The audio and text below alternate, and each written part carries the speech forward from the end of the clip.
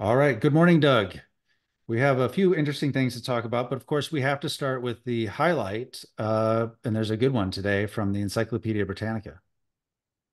Yes, the internet is so wonderful because here I am in Buenos Aires, been here for a week now, and the Encyclopedia Britannica goes anywhere. Incidentally, a few weeks ago, I was talking to a young woman who's very woke, and she said, "Well, you shouldn't be using the Encyclopedia Britannica. You should be using Wikipedia for what happens today. They're much more up to date and so forth." And of course, the Encyclopedia Britannica, I mean, if I could, I would use the 1914, is it, edition of it? It's called the 11th edition, and it was published Yeah, in 1910 and 11, I believe. I think you're right. Yes, I'd use that one, but certainly not Wikipedia. Anyway, uh, glad we get all these things. And I found out that just the other day, I found out there's something called Justopedia, as in just a encyclopedia, that is the latest effort to replace Wikipedia. And will it work? I don't know. Will enough people go on there and edit? I don't know. Once something has first mover momentum, it's hard to overtake them. So we're stuck with the wokeness of Wikipedia, which does seem to be getting worse in lots of ways. It is getting worse, and Encyclopedia Britannica is getting worse too. I Yeah, mean, no it's not question getting about worse. it. No question about it. The whole world is getting worse. But this is one of the things that I made a note of that we can talk about. We should not forget to bring that up. Anyway, what happened today? Today uh, is Taylor Swift's birthday, which Encyclopedia Britannica made note of. Uh, I mean, a pop star. I don't know. I listen. I've listened to one of her songs. It was kind of okay. I mean, if they played it in an elevator, I'd be okay with it, I guess. And at least it wasn't hip hop or rap, which is actively objectionable. But what do you know about Taylor Swift, other than the fact that she's a worldwide phenomenon, bigger than Elvis, bigger than Madonna in their day, the Beatles? I don't know. I think so, and I think so because they have a name for the people who are fans of Taylor Swift. They call them Swifties. And I know this because my niece is one of them. And it's actually insane how wrapped up she is in the life of Taylor Swift. So my niece is 21 years old, and it's shocking. She likes to go to as many of her concerts as possible. She totally when I've been in her car with her, she just plays Taylor Swift only on repeat. And like she's completely, I don't want to say zombified by it, but she's totally absorbed by it in the cult of Taylor Swift. So she's extremely popular and has gotten like a mind virus into the minds of some people where they have, the basic idea of surrendering your individual identity to something bigger than yourself, and that bigger than yourself is association with other fans of a pop star is seems to me to be insane. Yeah, it impresses me as being completely bonkers. I mean, it really is crazy. Does it have anything to do with Barbie, the movie? I mean, is Taylor Swift kind of like the uh, personification of Barbie? Yeah, maybe. Yeah, maybe there's something. I don't know enough to know that, but to know for sure, I really don't like Taylor Swift. In fact, I was at the dentist yesterday. Yeah, yesterday, and my and Jane and my daughter were there, and they were waiting in the waiting room for me while I was, getting something done. When I come out, they were playing Taylor Swift in the waiting room. And my daughter was like, "Oh my God." She's like, "I couldn't stand it. They just played Taylor Swift the whole time you were in there." So she hates Taylor Swift. She was really against it. But luckily they didn't play it back where the patients were, so I didn't have to listen to it the entire time during the procedure as well. Subjective opinion on your part. Is there any merit to her music, do you think? Can you hum it? I don't. It seems to me it's extremely. I what I've heard is the the when I hear the music, it's very formulaic pop, and I don't, and it seems very generic, but it hits, it's from what I understand from people who've told me about it, it's like all about, her as a writer. It's all about her breakups with guys and stuff like that. It's all about, so mostly about breakups from what they've told me. Mhm. So I don't know, maybe that has appeal to certain people to a certain age, but I think that it's become a thing way beyond the music. Again, because it's the identification with the fandom, that I think is the thing that has become an industry in and of itself. I read an article in the Wall Street Journal, of all places, about her relationship with a famous football star. I guess that's the way it ought to be. This is all Barbie and Ken world. Incidentally, I like that movie Barbie. I like the first half of it, especially where Barbie is living in a dream world, and I thought it was quite fascinating. The movie fell apart in the second half, where Barbie is integrated into the real world again, and I lost interest. But Barbie's dream world, I thought was absolutely fascinating. So Taylor Swift, uh, a real life meet Barbie, I guess. Anyway, uh, her birthday today. That's wonderful. Encyclopedia Britannica celebrating Taylor Swift's birthday. And it would be her 34th birthday. Not like her 30th or 40th, but just a random Taylor Even the Swift. 34th is worth noting. Yeah. Yeah, exactly. So the next thing I have, this is much more important, is the ongoing, or maybe it's not ongoing anymore. Maybe it's come and gone. Uh, the scandal with these three female presidents of Harvard, MIT, and Penn, uh, who are, well, they accused them of what? Of being anti-Semitic or not tamping down the anti-Semitism of their students. Uh, okay, so with the war between Hamas and Israel, apparently on US campuses, it's a major thing, supporting Hamas and being anti-Israel. And of course, this is a whole thing. We can talk about that separately. I mean, who's right, who's wrong, who's good, who's bad. And my answer is, I really don't care. As long as the US doesn't get involved, not my problem. But uh, anyway, these three women, uh, the president of Harvard is a black woman, but they're all ultra lefties, and the and they're not doing enough, in the opinion of lots of people, especially rich alumni, to keep kids from saying uh, from the river to the sea, basically wiping out Israel, or for that matter, genociding Jews. And our Jewish kids in universities, who are far more in numbers, far, far, far more than the 2% of the US population that they represent. I mean, what are they at? 10%, 15%? I don't know. I mean, it would be politically incorrect to do a survey of what the Jewish You're, population. you're not supposed to notice. No, you're not supposed to notice. So, I mean, I get back to this thing, pox on all their houses. This is just all craziness. But these universities, or the boards of directors of them, uh, what the hell's going on where it's not just a woman, but it, it, it's a black woman, and they're all ultra leftist women. So what do they expect? Well, it seems like it hasn't passed over. It's still continuing, and digging into the president of Harvard. Her name is Claudine Gay.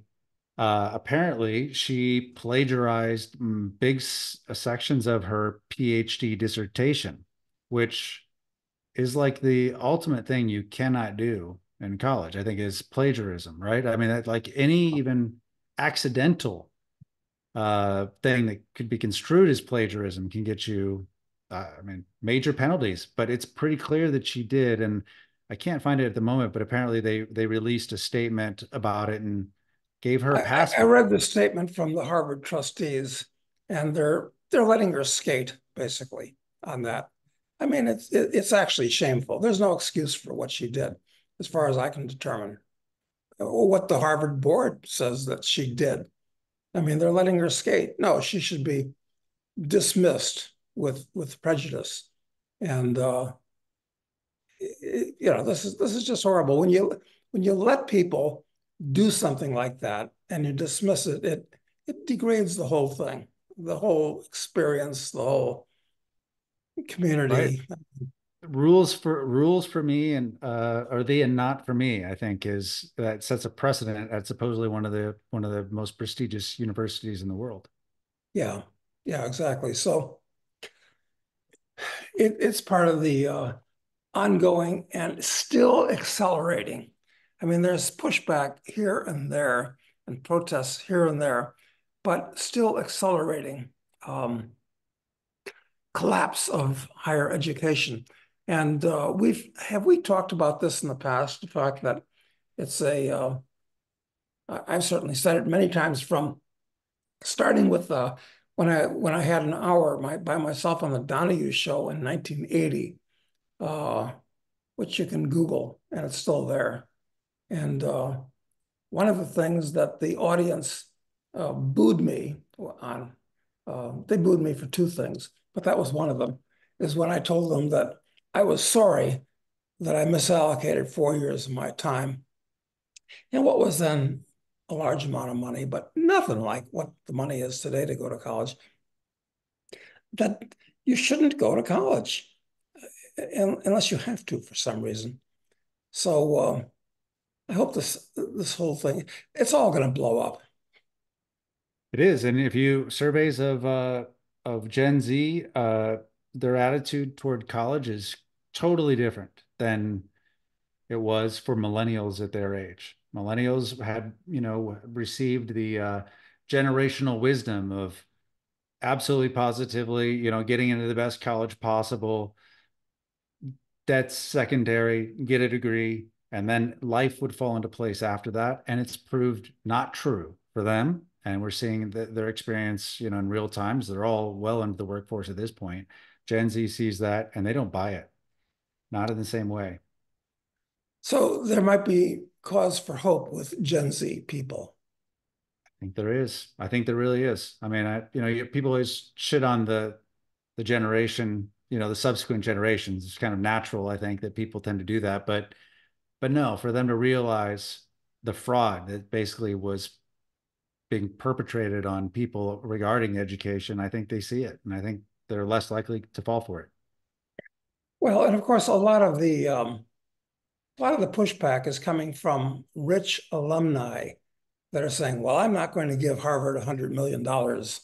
Well, this is crazy because Harvard and other major universities are really just hedge funds with an attached school at this point. They've got more money than they could possibly know what to do with. And Exactly. people I think is that Harvard has people who give $53 them billion more. dollars or something at this point, something like that. Uh, how large is Harvard's endowment? Hmm. How large is it? I'll Well, Google it, but it's big. many hundreds of billions. Oh, well, either way, I mean, it's not even about education. No, it looks like, yeah, their endowment, well, in 2021, which is the most recent, I don't know if that's the most recent figure, but it was 53.2 billion in 2021. Is that all? Goodness, that's really not very much at all. Hmm. But I mean, think about it. If you're one of these rich guys who feels like donating 100 billion to them, and you move the needle from 53.2 to 53.3, like, it's what difference does it make?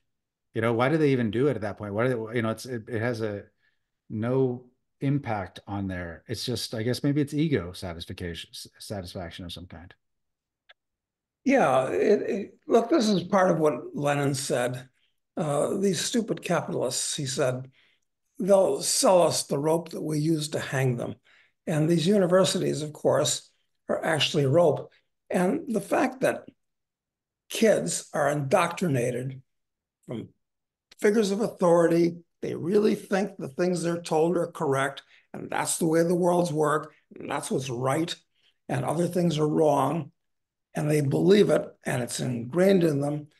So that, we've had a couple of generations now that have been totally corrupted, uh, subtly and overtly both by their values. So I don't think there's any hope for the near future, at least the next 10 years, more like 20 years, until this is washed out of the system. Mm. So, and I hope these big universities actually collapse so they can be reformed, because they're all, listen, which university leads is it the University of Michigan? There was an exact number that I heard the other day that has 161, that was the number as I recall, DEI administrators, all of them earning six figures. This Mm. is crazy. And of course, this is always a sign of a degenerate organization or institution when the administrators far outnumber the people that actually produce something. Like, for instance, the professors.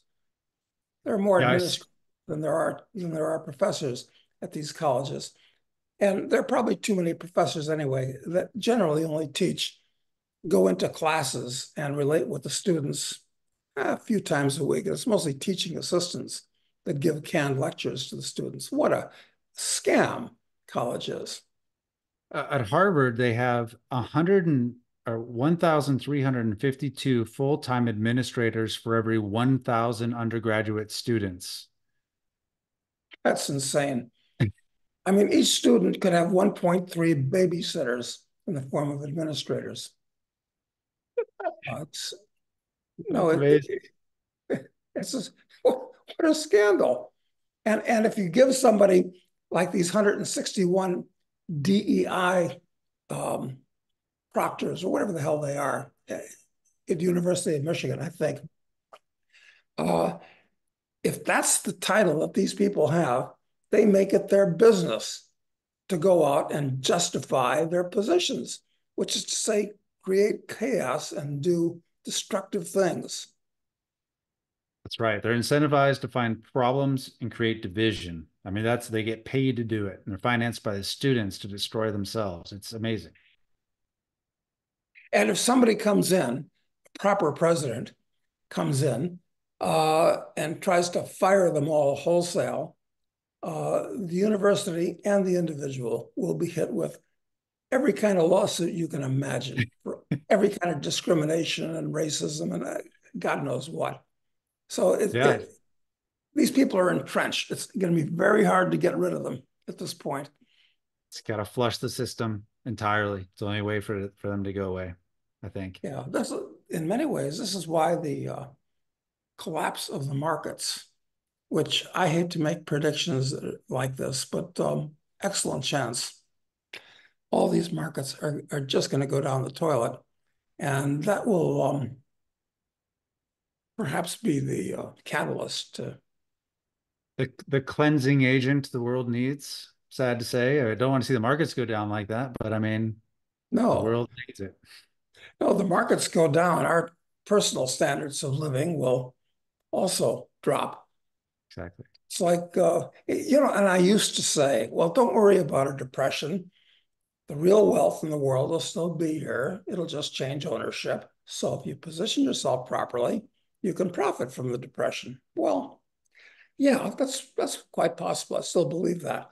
But as a practical matter, odds are small. Uh, Richard Russell had it right when he said, in a depression, everybody loses. The winner is just the person that loses the least. Well, in some ways, it might be worth taking one for the team if it flushes this poison down the toilet along the way. Yeah, but along the way, what's going to probably happen is that all these chimpanzees out there will start hooting and panting, and they'll be looking for somebody to kiss it and make it better. And he's going to, you know, so it'll get worse, worse again before it gets better. That's my prediction. I think you're right. I don't see how that's avoided. Yeah. Yeah. This is scary, scary stuff. The bunch of guys that I have a Zoom call with on Tuesdays, they're well-known fund managers, among other things, and it's the gloom and and fear for the future is palpable. I mean, sometimes I feel like I'm being out gloom and doomed. Step up your game, Doug. You gotta step up your game. It really is. So anyway, all of these perfectly horrible people being appointed. You know, when I was a trustee of a college, I mentioned it before sometime in one of our past podcasts, but I was a trustee of the 10th oldest college in the country. The only one that George Washington lent his name to, founded in 1782, or I don't know, something like that, way back when. And it was a complete waste of time because this small college, uh, deservedly small, I've got to say, had a 40-person board of trustees, none of whom were qualified. They were just people, well, I think, and don't you think we should? But nobody had any kind of a coherent personal philosophy. And the president was a prestigious guy, but the president basically was in charge of raising more money for the college, bigger endowment. For what purpose? I don't know. Because Aristotle or Plato, they didn't have any endowments, or Socrates for that matter. They just found some students that wanted to listen and wander around and talk to them about the way the world worked. So that's a proper college. Anyway, hopefully, and the ball's pretty much in your court. We'll write a book about what a young man should do instead of idiotically marching off to college in lockstep. It'll get done. I think it's worthwhile, and I think it's Yeah, important. So it is important, actually. yeah, it'll get done. Anyway, the next thing that I got is today is also the anniversary of the Japanese taking control of the Chinese city of Nanking. And uh, well, of course, the Chinese were conducting a war. Excuse me, the Japanese were conducting a war against the Chinese before World War, before World War II, and things got out of control for some reason. I read the book by who was that Chinese lady that wrote the book, The Rape of Nanking? Uh, and it's unclear to me, or I don't remember accurately, exactly why things got completely out of control when the Japanese army, after beating the Chinese army that was defending Nanking, I mean, why they just went completely batshit crazy. And it's said, numbers aren't accurate, uh, that they killed 300,000 Chinese residents, a very large proportion of them being women and children, because the men scrammed out and the children couldn't leave, and the women thought they were safe. And 300,000, and and it wasn't just killing them; it was outrageous atrocities. Everybody's heard of the rape of Nanking, I guess, or has everybody? Who knows anymore? Depends upon where they were educated, I think, or how. Probably, yeah. Anyway, everybody's thinking about what's happening with Israel and Hamas and uh, genocide and so forth. You want to talk about a genocide? I mean, that was a race war between the Japanese and the Chinese. And of course, the average American you look at a Japanese person and a Chinese person, it's pretty hard to tell the difference, quite frankly. It's like if, they look at a Swede and a Brit. Well, I don't know. I can't tell the difference, and certainly a Chinese person can't because they're not. Anyway, we want to talk about a genocide. That's a real genocide, Hmm. and in a short period of time, and really brutal. I mean, so this kind of puts this whole dust up between the Israelis and the Palestinians, which is going to end badly and is not going to go away, in my opinion, at all. Especially if the Iranians, um, who it is said are within days of putting together their own nuclear weapon. Hmm. And will the Israelis allow that to happen? Well, I don't know. So, yeah, Definitely listen, seems like genocide is part of the human experience, frankly. I mean, what was Genghis Khan all about? I mean, and Tamerlane. I mean, it wasn't just genocide. They stacked skulls up in pyramids.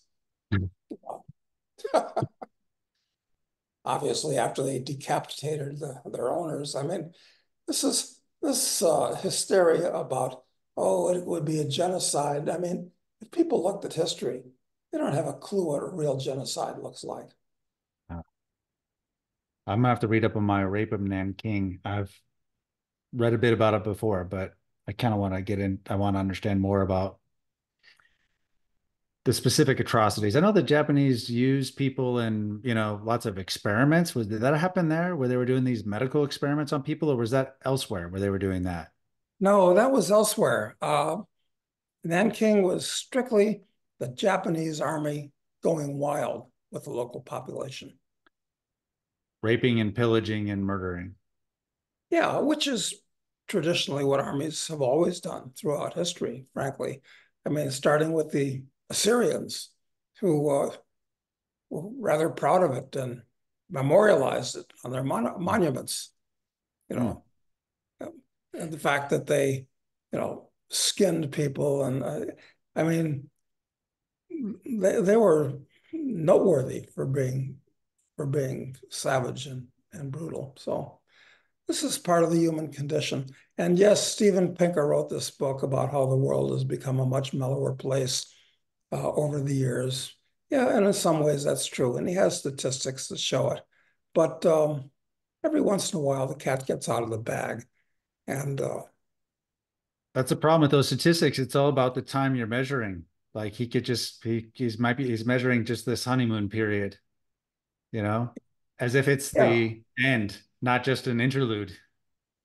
yeah, exactly. And listen, the world has been a really mellow place, generally speaking, since the end of World War II.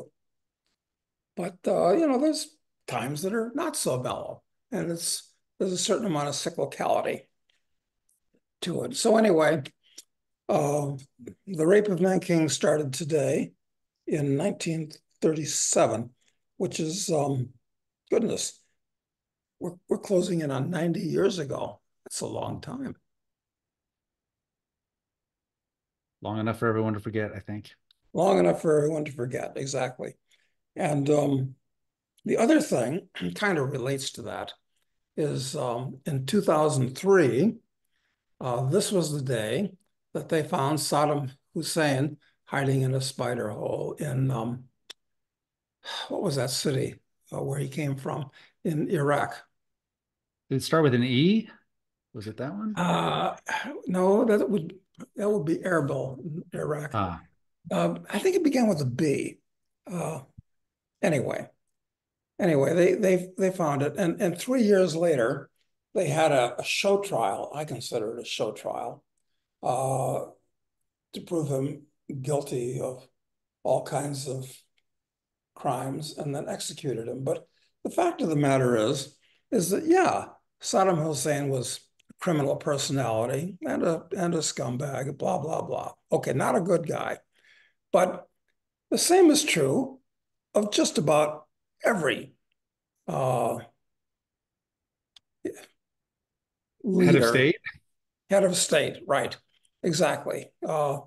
And if it happened to him, it should have happened to all kinds of people today uh, that are ruling the world today. So anyway, It looks like they found him in the town of Ad-Dawar. Adwar. Huh. Okay. I think that was closer to some place that he basically grew up because he Hmm. could count on the locals to sequester him, Near Mosul, maybe. maybe. Yeah. Well, I guess it doesn't make much difference. But one thing that I remember after they have this show trial, because you can't just kill them without proving that you got good reasons to kill them. Uh, there was a there was a black sergeant that somehow got quoted, who was there at his execution, which was kind of botched. It is said when they tried to hang him, uh, and uh, and the U.S. sergeant said, "Yeah, man, he was gangster." In other words, uh, for all the other things, he didn't go to his execution, whimpering and whining and complaining. He was gangster. He took what was coming to him, whether it was really coming to him or not. Yeah, it was coming to him, but it was shameful that the U.S. had to have a show trial, like with Stalin. Exactly. Exactly. Yeah, there was a couple of things I wanted to bring up. They were having to do with the recent visit of Zelensky, not in Argentina, but after that, he went to a couple places in the Americas and stopped in DC.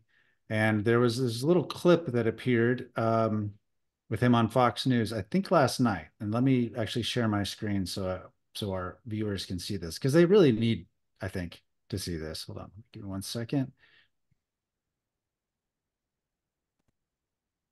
Yeah, here we go.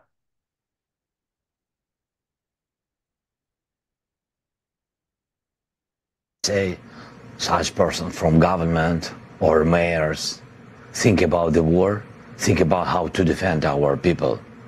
Don't travel through the world each day. Travel to the front line. Ask people, ask soldiers what they need. Do this. Not build roads for today. Don't do it. Spend all your money to the weapon, to the drones, to the society, to the pensions, and etc. And don't cry, because you are leaders, and that's it. That's why we are, and that's why we stay, because mostly people are not crying. People stay and fight against Putin, and we don't have any enemies in our country. We can't have time for this, and we don't have it. We have only one enemy. This is Putin, and that's it. But you'll stand from democracy going forward. Yes, of course, and of course, because we are really defending democracy and we are really defending freedom. Mr. President, we appreciate your. So basically, to the leaders of America, the mayors, the governors, etc., he says, "Don't cry. You are leaders. So send us all your money so we can pay for drones and weapons and, of course, our pensions." What do you Yeah, think? I think he's a really bold little scumbag. And I hope he gets the same treatment that Gaddafi in Libya got, uh, kind of a more typical result of US invasions or stirring the pot in these different countries. I mean, look, we've talked in the past about he's illegalized the Russian Orthodox Church. Uh, he's locked up lots of people. Well, he's locked up somebody that was on one of our Zoom groups, Gonzalo Lira, who happens to be an American citizen who was reporting from the front lines on the war, and he took a pro-Russian stance. Uh, and there are lots of reasons, incidentally. I mean, who's right, who's wrong, who's good, who's evil. Yeah, we can talk about all this. But he said, listen, the Russians have a real case to be made for them. And he was locked up, and he's still locked up. without charges or some kind of phony baloney charges. So we're sending them scores of billions of dollars, and there's a US citizen who's just been arbitrarily locked up, or, well, arbitrarily, well, they found some phony baloney Of course, charges. they always can. You always have some kind of bullshit charges and all that. Now, this Zelensky is just a degraded being, and he's a comic character too, because he's running around in his faux military olive drab T-shirt everywhere that he goes. I mean, that's in a way that's actually insulting to people that are formally dressed, and we dress formally to show respect for each other, basically. And so he's a comic character. He's a little scumbag who's, as the Panama Papers demonstrated, had already stolen several $100 billion, Billion. billion, several $100 million, and he's stealing more. And all of the people that are underneath them are stealing as much as they can too. And meanwhile, they're drafting people from age, is it 16 or 17 to age 70 to be used as cannon fodder to be sent to the front lines. I mean, this whole thing is a criminal enterprise. It is. And it's just amazing, though, that anyone has the balls to come and basically demand that we fund them in this way. You know, whatever you're Yeah, thinking and about, think fund their about our pensions. pensions. Yeah, I mean, this is amazing because it used to be, at least if the US fought a war, we could borrow the money from the Chinese, which was really bad enough. And now we just print up the money so we can fund Ukrainian pensions. And Pensions. yeah, and make sure that the meat grinder continues, just killing people pointlessly, absolutely pointlessly. The Russians will win the war. I mean, that. Well, that's what they're trying. That's one worry I have, because it's clearly been, it seems like it's at a stage of winding down. But I've been reading this Richard Maybury's book on the First World War with my daughter for homeschool. And, one of the things that I knew, but I didn't know as much detail about, is that going up to World War One, before it was, of course, called World War One, basically it was running out of steam. The forces, they were tired of killing each other. They didn't, the French were like refusing orders to charge into the fray anymore. And the same on the German side. They didn't want anything to do with it anymore. And the generals and the leaders were at risk of the war just falling apart. The whole notion of, what if they held a war and no one showed up? Like, that was at a real risk. And so Wilson comes in and saves the day, saves the war, and causes it to go into, another million or people or so die in that process, and then sets up the stage for World War II. And it seems to me that there are real efforts now going on to save this war, to make sure it doesn't die out. And, one of the grand bargain I think they're trying to work on politically to get the Republicans on side with it is a deal around immigration. And that was, I mean, CBS News covered that yesterday. I think there was an article about that. Specifically, they want another $100 billion package for military aid to Israel, Taiwan, and Ukraine. And in exchange, they're willing to get rid of the asylum seeker provision in the law that basically gives people automatic legal access to the United States. So I think they'll make a deal on it to keep it going. Yeah. Yeah, it's like Mark Twain said, America's only native criminal class is the Congress.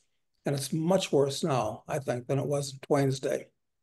Because the state is much bigger and more powerful, and therefore these people have become much more bold. It's God, this is just gonna end so badly. And I can't believe that Zelensky would actually say, for our pensions, got to support the pensions of a Just leave that part out. Yeah. And when they're talking about Putin, everybody wants to say that Putin is the devil incarnate. He's as bad or worse than Hitler, et cetera, et cetera.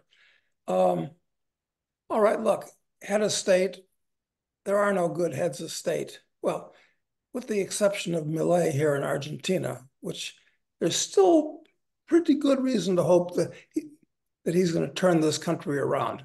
Anyway, that's a whole separate story as we see how this evolves.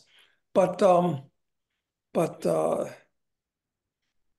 hmm, But so what he's was I? bad. So Putin's bad. He's a bad head of state. But is he Hitler? Is he the new Hitler? No, no, he's not. And there are, I was talking with Larry Johnson, who often uh, is on Andrew Napolitano's show on television. Larry is often a guest because he's a military guy, and he just spent the last 5 or 6 days in Russia, and his description of it was that everything seems prosperous, everything seems peaceful. There are not a lot of cops on the street anywhere. And was talking with high Russian officials and so forth. And if you listen to or read, I don't speak Russian, the speeches that Putin has made, he's measured, he's reasonable, he's rational. Uh, I mean, under the circumstances, much more than any of the half-wits that we have in the West.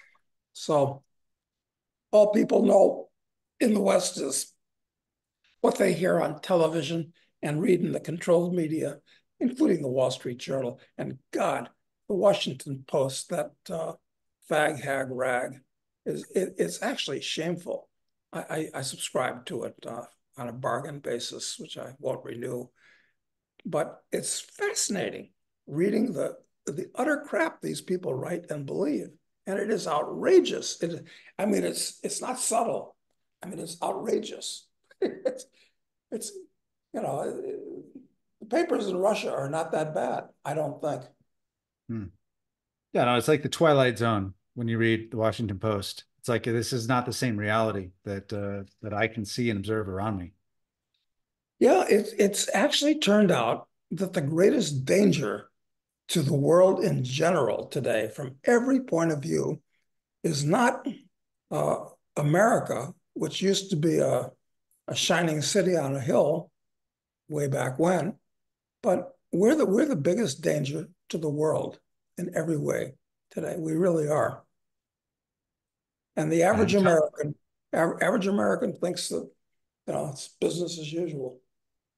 yeah, I mean, it's a comforting thought to think that you're the good guys, you know? And I think most people probably grow up in a society where the assumption is, yeah, we're the good guys. But until people can objectively analyze that and decide, no, I don't think anything will change. No, no. So what's going to make things change? Well, financial collapse, economic collapse, societal upset.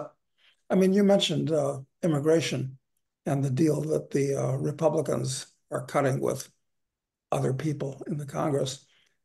And nobody's answered this question or talks about, hey, what about those 8 million or whatever the number is, people that have wandered across the border and are dispersed across the US, except for this criminal moron, Dick Durbin, senator from Illinois, that wants to put all these young males in the US Army. Talk about a really bad idea. This is a ticking time bomb and it will explode. The question is when and how, but it's going to. I don't think there's any way around it. Yeah. Yeah, well, this is why I'm actually glad to be here in Argentina at the moment. So just as I've been saying for years, I can watch this on my widescreen instead of out my front window because it could explode anytime in the US. I think 2024 is going to be the worst year in living memory. Yeah, okay, I'll place that bet. All right, I'm making note of that one. I'm definitely making a note. I hope I'm wrong. Listen, when you Me make too. when you make predictions, you know what they say. Uh, just make sure that you predict often, so you can select the things that you're right. If there's enough things that you predict, I think I'll be But right this is a about. bold one. This is a bold one, I think. It's a So, bold one. Worst all year right. in living memory coming up. All right. Well, that'll make good headline for this video. So thanks for that at the end. And thanks, Doug, for the time. We'll be back later this week with questions from members of the file. Yep. Pleasure, Matt. Thank you. Thanks.